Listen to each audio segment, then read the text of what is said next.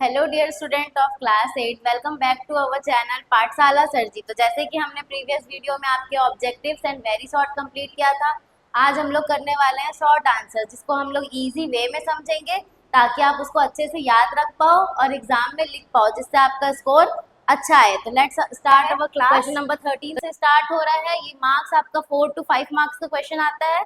इसमें आप इतना स्कोर इजीली कर सकते हो अगर आप आंसर अच्छे से पॉइंट्स में कर दो, 4 मार्क्स के अकॉर्डिंग कर दो। तो देखो फर्स्ट इसमें क्या पूछा है, what are the 4 things would you do to save yourself from the bad behaviour and misconduct of others. Okay, देखो अगर आपके साथ कोई बैड बिहेवियर कर रहा है तो आप ऐसे कौन कौन से 4 स्टेप्स हैं जिसको आप लेके इजीली मीन्स आप प्रोटेक्ट कर सकते हो खुद को, या इजीली ऐसे अवॉइड कर सकते हो। तो देखते हैं, देखो क्या लिखा है। To save our self from bad behaviour we should do activities screaming, push, go away and tell to the work by shouting. We mean if a person is touching is an objectionable manner, then we should refuse him strongly and we ourselves should move away keeping distance. Okay, देखो ऐसे बोल रहा है कि अगर आपको कोई जबरदस्ती कोई काम करने बोल रहा है या उसका मैनर अच्छा नहीं है, बिहेवियर अच्छा नहीं है, तो आप उसको क्या कर सकते हो, स्ट्रिक्टली मना कर सकते हो। किसी ऐसे स्ट्रॉन्ग पर्सन को बता सकते हो जो आपका मजाक ना उड़ाए, आपका साथ दे, आपको समझे। मीन्स लाइक आपके पेरेंट्स हो गए, टीचर्स हो गए, कोई बड़ी सिबलिंग्स हो गए, जिसको दीदी भैया जो होते हैं उनको बता सकते हो ताकि वो आपको प्रोटेक्ट करें। अब आप अपने, ऐसा होता है कुछ बच्चे बदमाश होते हैं, आप अपने फ्रेंड्स से शेयर कर रहे हो, वो आपका मजाक उड़ा दिया, आप वहाँ पे डर जाओगे। तो ये आपको फॉलो नहीं करना है, ऐसा नहीं करना है। आप ऐसे इंसान से बोलो जो आपको सही गाइड कर पाए कि ठीक है ये चीज़ गलत है, हम इसके खिलाफ एक्शन लेंगे। ओके, तो देखो और क्या लिखा है, we should tell this any confident person, लिखा है यहाँ पे like mother, father, sister and teacher. Okay, तो ये आप लोग इसको अच्छे से बताना और ये लिख देना स्क्रीमिंग, पुश, गो अवे और शाउटिंग। ये ऐसा आप कर सकते हो, उस पर्सन को अवॉइड करना, या अगर आपको वहाँ पे कोई कुछ कर रहा है आप चिल्ला सकते हो, लोगों को बता सकते हो कि ये मेरे साथ ऐसा बिहेव कर रहा है जो ठीक नहीं है। चलो नेक्स्ट क्वेश्चन देखते हैं आपका 14। इसमें क्या पूछा है, what step have the government take to protect natural vegetation and wildlife. Government क्या क्या स्टेप्स लेते हैं या क्या क्या ऐसा करते हैं कि हमारा जो इन्वायरमेंट है या जो फॉरेस्ट वगैरह, फॉरेस्ट पूछा है ना, okay, vegetation and wild life पूछा है, उसको प्रोटेक्ट करने के लिए गवर्नमेंट ने कौन कौन से स्टेप्स लिए हैं कि ये सेफ रहे। ऐसा सुना है आपने कि बहुत सारे एनिमल्स खत्म होते जाते हैं, कि उनका जो ग्रुप्स रहता है धीरे धीरे उसमें से कम होते जाते हैं और वही टाइम पे क्या हो जाते हैं, वो पूरे खत्म हो जाते हैं। तो उसको बचाने के लिए गवर्नमेंट क्या स्टेप्स लेती हैं। चलो यहाँ पे क्या लिखा है देखते हैं। फर्स्ट पॉइंट में national park, wildlife, biosphere etc were created. देखो नेशनल पार्क्स वगैरह बनाती है, वाइल्ड लाइफ बायोस्फीयर्स बनाती है। इसमें क्या होता है, जानवरों को रखा जाता है वहाँ, उनको अच्छे से प्रॉपर लाइफ दी जाती है, जैसा उनका इन्वायरमेंट रहता है वैसा दिया जाता है।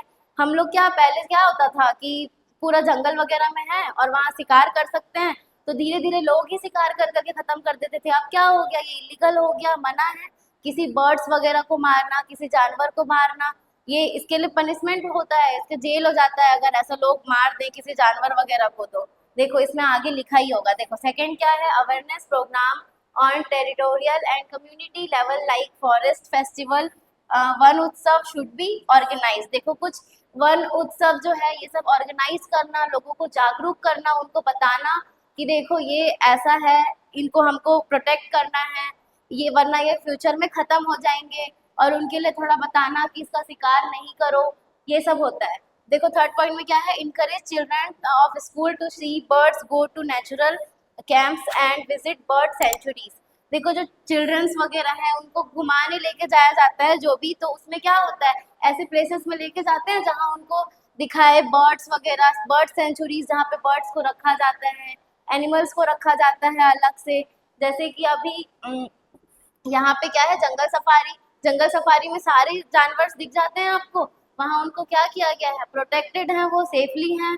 एक बस में बैठा के पूरा टूर करवाते हैं वहाँ का, उनको देखते हैं, दूर से देखते हैं ना, कुछ कर तो नहीं पाते, वो भी आराम से रहते हैं, और जो बच्चे हैं जो भी वहाँ घूमने जाते हैं, टूरिस्ट हैं, वो देख के आते हैं अच्छे से।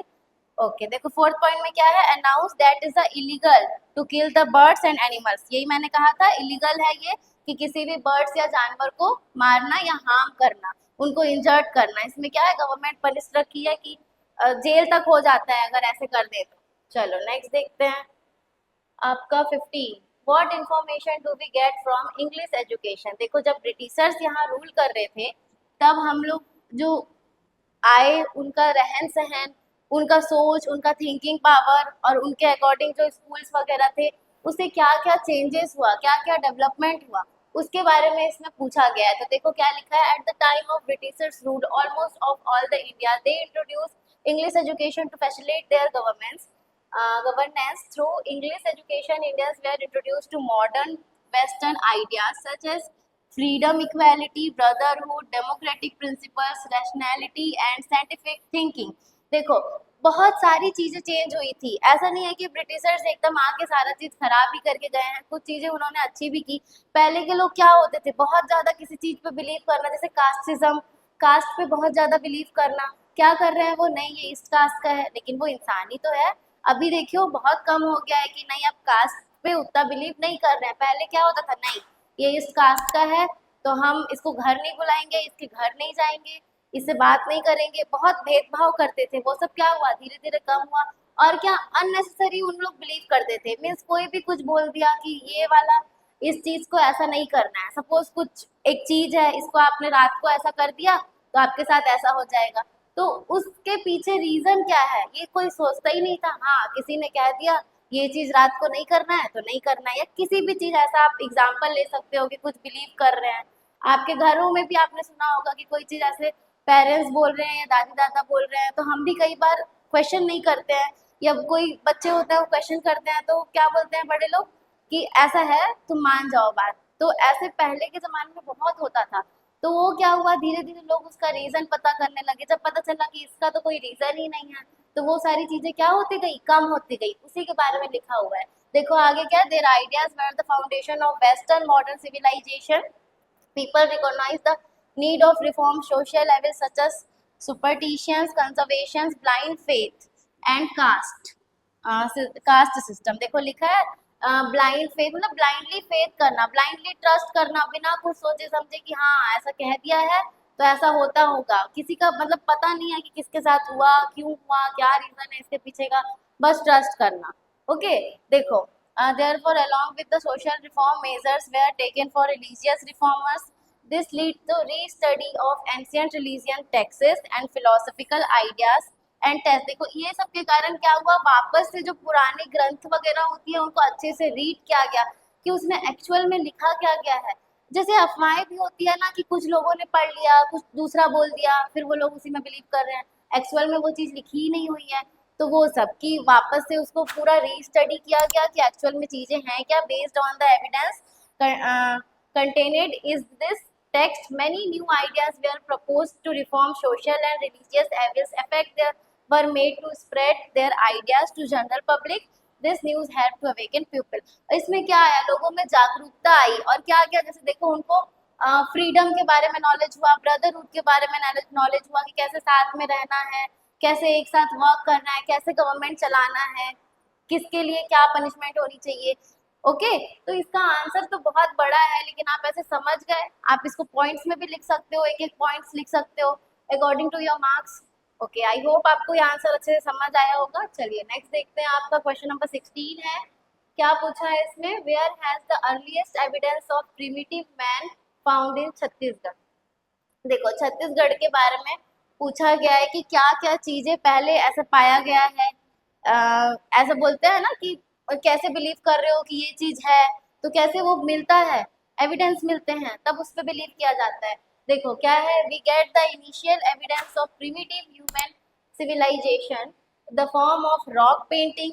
देखो पहले जो उन्होंने मतलब जो पहले के लोग होते थे ना, उन लोग कैसे रहते थे, क्या करते थे, उन लोग कैसे सरवाइव करते थे उसके बारे में। तो देखो उनकी रॉक पेंटिंग्स है, उन लोग क्या करते थे, जो पहाड़ या पत्थर होते थे बड़े बड़े उसमें क्या करते थे, उन लोग पेंटिंग करते थे, उसको थोड़ा स्क्रैच करके करते होंगे, या उनके पास कोई टूल्स होगा उससे वो लोग थोड़ा सा पेंट कर देते होंगे। वो सब क्या है अभी भी बनी हुई है, वैसे ही हम देख के जान सकते हैं। तो उस पर क्या किया गया, रिसर्च किया गया जिससे पता चला कि हाँ यहाँ लोगों ने बनाया है, ऐसा किया है। फाउंड इन कहाँ है ये, सिंघनपुर में।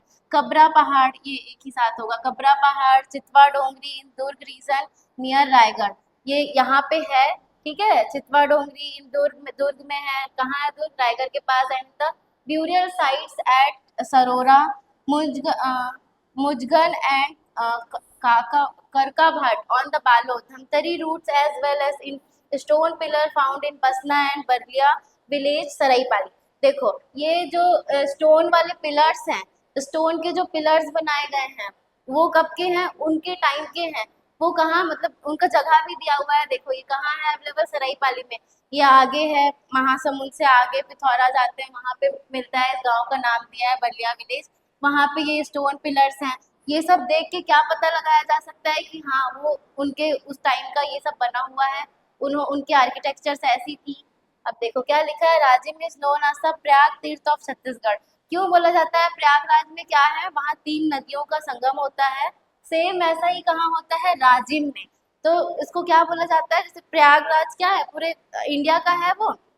अब यहाँ छत्तीसगढ़ का ऐसा छोटे फॉर्म में देखा जाए तो क्या, प्रयाग तीर्थ क्या है, राजिम है, जहाँ सेम 3 नदियों का संगम होता है। देखो there are remains of the river port at Srikati near Panduka village, यहाँ पे है, ये नाम है।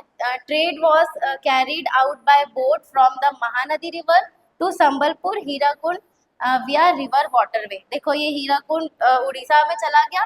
क्या बोल रहा है, उस टाइम पे कैसे ट्रेड किया जाता था, थ्रू बोट, बोट्स के थ्रू ट्रेड किया जाता था। कहाँ से, महानदी जो अपने छत्तीसगढ़ से धमतरी से निकलती है और कहाँ जाती है, फ्लो होती है उड़ीसा में जाके जाती है ना, और वहीं पे क्या बना हुआ है, Hirakud dam.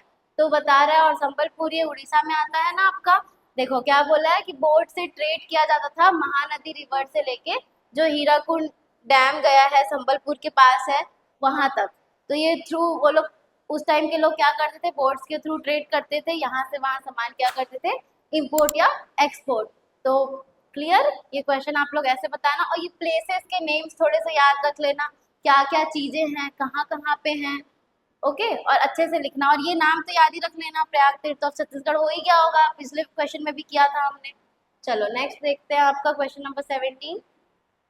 Explain the right to constitutional remedies with example. Okay, देखो क्या है, कैसे लोग अपने राइट्स को प्रोटेक्ट कर सकते हैं कि हाँ हमारा ये राइट्स है, आप हमारे साथ गलत नहीं कर सकते, उसके बारे में कुछ है। क्या राइट्स, 6 फंडामेंटल राइट्स मिले हुए हैं जिनके बारे में हमने पहले भी पढ़ा है।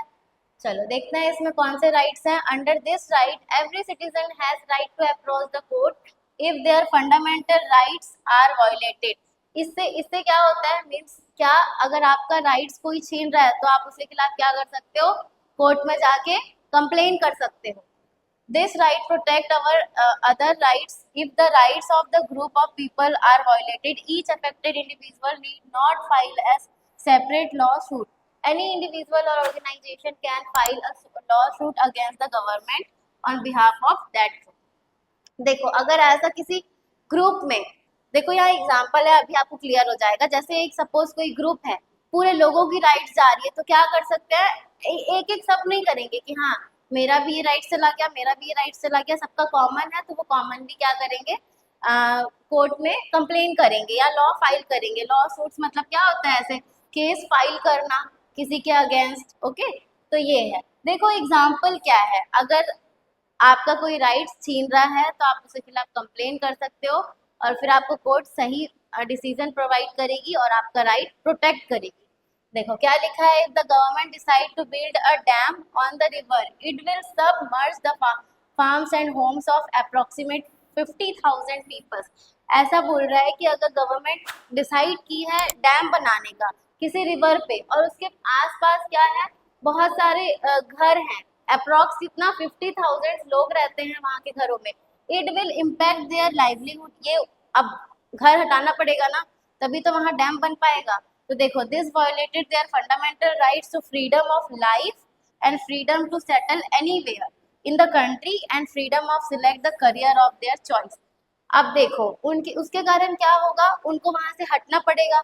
क्या हुआ, ये उनका राइट छीन गया ना। देखो क्या लिखा है, freedom of life and the freedom of settle anywhere. मैंने आपको बताया था कि लोग कहीं पे भी रह सकते हैं, किसी भी स्टेट में जाके रह सकते हैं, ऐसा कोई मना नहीं है कि तुम यहाँ नहीं रह सकते, तुम यहाँ घर नहीं बना सकते। ओके, अगर उनका प्लेस है वहाँ पे उन्होंने प्लॉट लिया हुआ है तो वो वहाँ इजीली रह सकते हैं, घर बना सकते हैं। और जो उनको करियर चूज करना है, जो उनको पढ़ना है, जो उनको अपने करियर के लिए काम करना है, जॉब करना है, वो सब भी वो चूज कर सकते हैं। तो यहाँ पे तो छिन गया ना, अब उनके घर चले गए, अब उनको दूसरी जगह शिफ्ट होना पड़ेगा। क्या पता कई लोगों के बिजनेस होंगे तो उनका बिजनेस खत्म हो जाएगा, तो ये उनका राइट्स खत्म हुआ यहाँ पे। आप देखो वो क्या करेंगे, केस या कंप्लेंट फाइल करेंगे। देखो, in such situation a single lawsuit representing 50,000 people could be filed a Supreme Court to protect their fundamental rights। अब क्या होगा, पूरा उन लोग ग्रुप में जो सिंगल लॉ है, जो सूट रिप्रेजेंटिंग 50,000 जो पीपल्स हैं, वो क्या करेंगे, फाइल करेंगे सुप्रीम कोर्ट में कि हमारे फंडामेंटल राइट्स को प्रोटेक्ट करो, यहाँ पे हमारी फंडामेंटल राइट का मिसयूज हो रहा है या हमको मिल नहीं रहा है। ओके, तो ऐसा आप लोग यही एग्जाम्पल या ऐसा कोई सा भी रिलेटेड एग्जाम्पल दे सकते हो और इसको ऐसा डिफाइन करके लिख सकते हो।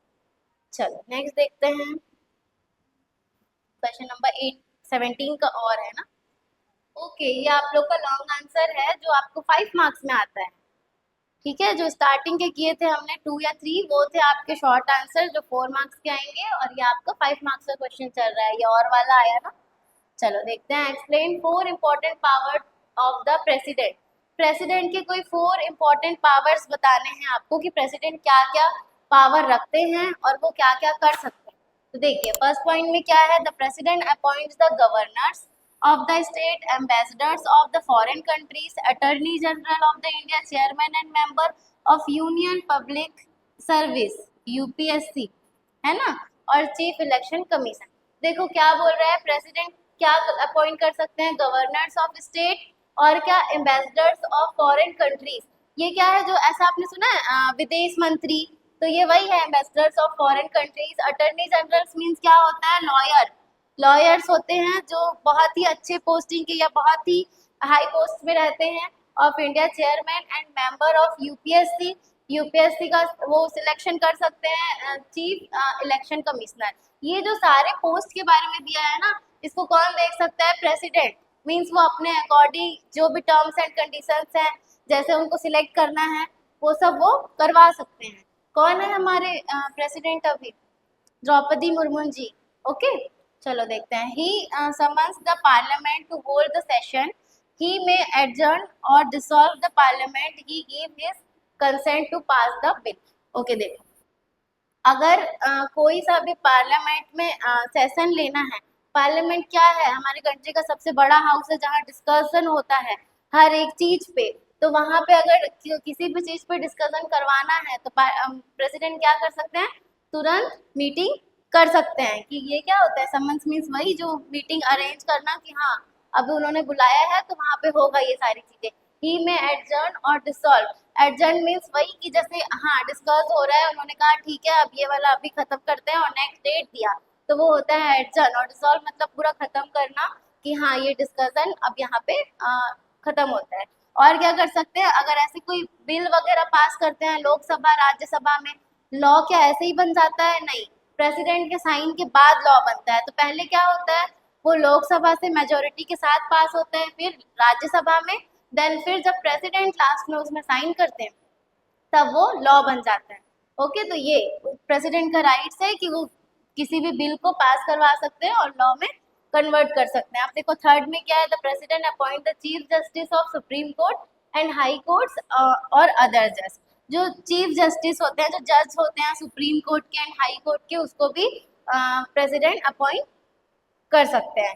फोर्थ में क्या है, the president is the supreme commander of the armed force, navy, army and air force. Navy, army और एयरफोर्स के क्या होते हैं, प्रेसिडेंट सुप्रीम कमांडर होते हैं। मीन्स क्या, जब भी उनको नीड है कि हाँ हमारी कंट्री को प्रोटेक्ट करना है, यहाँ अटैक हुआ है या यहाँ अटैक करवाना है, या ऐसे कोई कर रहा है तो हमको क्या एक्शन लेना है, वो सब क्या गाइड कर सकते हैं, प्रेसिडेंट कर सकते हैं। ठीक है, तो ये आपको ऐसे अच्छे से याद रखना, 4 पॉइंट सब में अलग अलग है, तो माइंड में रखना और ऐसे लिखना। ओके, चलो 18 देखते हैं क्या पूछा है इसमें, right short note on nuclear energy. देखो न्यूक्लियर एनर्जी क्या है इसमें आपको शॉर्ट नोट लिखने के लिए बोला गया है। क्या बोला है, nuclear energy is a obtained form of energy stored in the nuclei of atoms of naturally occurring radioactive substances such as uranium and thorium. ये जो दोनों सब्सटेंस है उससे मिलके ये बनता है। और फिर नेक्स्ट क्या करते हैं इसको, there substance undergo nuclear fission इस nuclear reactors and release energy. The largest production of nuclear energies are United States and Europe. India has the largest deposit of uranium near Rajasthan and Jharkhand. देखो जो nuclear energy है ना, उसको thorium uranium से मिलके वो बना हुआ होता है, और जब उससे एनर्जी बहुत हीट वगैरह निकलता है उससे क्या बनाया जाता है, इलेक्ट्रिसिटी वगैरह बनता है। तो देखो इसमें क्या बोला है, न्यूक्लियर एनर्जी का जो जहाँ से सप्लाई वगैरह होता है या ज्यादा बनता है वो क्या है, कहाँ सप्लाई किया जाता है, इंडिया में कहाँ है, largest deposit of uranium near Rajasthan और झारखंड। ये दोनों प्लेसेस याद रखना, वहां से डिपॉजिट हो रहा है। और क्या, यूनाइटेड स्टेट एंड यूरोप कहाँ है सबसे ज्यादा, largest production of nuclear energy are United State and Europe. ये कुछ कुछ चीजें आप याद रखना, आंसर्स में लिखना इसको। अब देखो क्या है, thorium is found in large quantities in the monazite sands of Kerala. Nuclear power and plants in India are Kalpakkam in Tamil Nadu. ये जो जहाँ जहाँ चीजें मिलती हैं वहां के बारे में लिखा है। देखो ये लिखा है कलपक्कम इन तमिलनाडु, तारापुर इन महाराष्ट्र और राणा प्रताप सागर नियर कोटा इन राजस्थान, ये राजस्थान में है, नरोरा इन उत्तर प्रदेश एंड काइगा इन कर्नाटका। तो ये सारे प्लेसेस जगह यहाँ यहाँ से मिलता है, यहाँ यहाँ पे बने हुए हैं, यहाँ उसका यूज किया जाता है। जैसे छत्तीसगढ़ में क्या मोस्टली आयरन स्टील्स वगैरह मिलते हैं, तो वैसे ही इसके बारे में है कि कहाँ पे न्यूक्लियर एनर्जी मिल रहा है, कहाँ से ज्यादा माइनिंग नहीं जहाँ बनाया जा रहा है। ओके तो चलो नेक्स्ट देखते हैं आपका 18 का और ऑप्शनल है। देखो इसमें क्या बोला है, show the British ruled religion in India और the map of India. Means इसमें आपको बताया गया है कि कहाँ कहाँ पे रूल था ब्रिटिशर्स का। ये इंडिया का मैप आप लोग देख सकते हैं, कहाँ कहाँ पे रूल था ब्रिटिशर्स का और कहाँ पे रूल था जो जहाँ पे प्रिंस वगैरह रूल कर रहे थे, किंग्स रूल कर रहे थे। मीन्स इंडियन जो पहले क्या होता था, पहले पूरे जगह पे ही किंग रूल करते थे, फिर क्या हुआ ब्रिटिशर्स आए और वो यहाँ रूल करने लगे। तो उसके अकॉर्डिंग अलग अलग एरिया में कहाँ कहाँ ब्रिटिशर्स का रूल था और कहाँ इंडियंस रूल कर रहे थे, उसके बारे में बताया गया है। तो देखो ये जो आपका, ये देखो यहाँ पे दिया हुआ है, जो शेडेड एरिया है वो क्या है, ब्रिटिश रिलीजन का है, और जो प्लेन एरिया है वो क्या है, इंडियन का। आप ऐसे देख सकते हो, ये जो हैदराबाद वाला रीजन है उसको कौन रूल कर रहा है, इंडिया के किंग्स, है ना। ये जितना भी प्लेन्स आपको दिख रहा है, इलाहाबाद, ये सारा रीजन कौन रूल कर रहा है, इंडियन। अब देखो ये जो शेडेड एरिया है, जैसे नागपुर का दिख रहा है आपको, एक सेकेंड ना, जैसे कि ये शेडेड वाला दिख रहा है आपको, इधर का नागपुर रीजन हो गया, और ये बंगाल का रीजन हो गया, ये वाला इधर का, है ना। और देख ये सारे कौन रूल कर रहे हैं, जो इधर के हैं वो कौन रूल कर रहा है, ब्रिटिशर्स। ये जितने भी शेडेड से एरिया हैं वो किसके अंडर में है, ब्रिटिशर्स के। और अगर ऐसे आप लोग देखोगे ऊपर क्या कश्मीर वगैरह है, ये कौन, यहाँ के प्राइंसली स्टेट्स है, मीन्स जो रूल कर किसके द्वारा किए जा रहे हैं, इंडियंस के द्वारा। लेकिन हाँ थोड़ा बहुत ब्रिटिशर्स का भी मानना पड़ता था कि वो बहुत बड़े, देख रहे हो आप कितना ज्यादा एरिया कवर करके रखा है उन्होंने, पूरा इतना इतना सारा एरिया रूल कौन कर रहा है, ब्रिटिशर्स रूल कर रहे हैं। और इंडियंस कितना कर रहे हैं, अगर अकॉर्डिंग देखोगे कंपेयर करोगे तो उनका रूल ज्यादा है, तो उनका बात तो थोड़ा सुनना ही पड़ेगा। ओके तो आप लोग इसको अच्छे से उनका प्लेस और नाम वगैरह याद कर लीजिएगा। आप अच्छे से देख के बताओ मेरे को कितना ब्रिटिशर्स रूल कर रहे हैं और कितना में इंडियंस रूल कर रहे हैं, कमेंट करके बताओ कि कौन कौन सा एरिया में किसका किसका रूल था। ओके चलिए ये आपका था लास्ट शॉर्ट आंसर। अब हम लोग नेक्स्ट वीडियो में कवर करेंगे आपके लॉन्ग आंसर, जिससे आपको याद करने के इजी हो और आप एग्जाम में अच्छा स्कोर करें। Focus on your studies. Thank you all of you, do your best in your exam.